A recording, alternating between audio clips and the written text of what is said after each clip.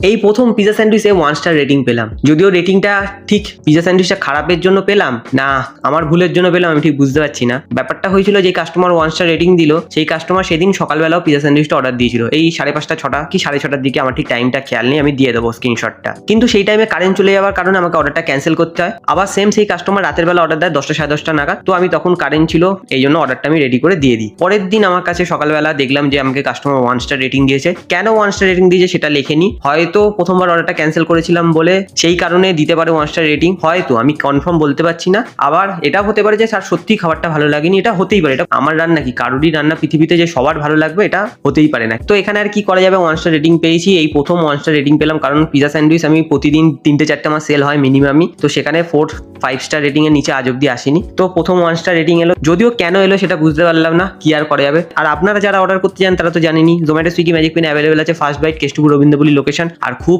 তাড়াতাড়ি মানে পরের মাসের প্রথমের মধ্যেই আরো অনেকগুলো মেনু অ্যাড হচ্ছে, আর আপনারা আশা করছি নিশ্চয়ই অর্ডার করবেন। তা চলুন দেখা হবে পরের দিন নতুন কোনো ভিডিওর সাথে।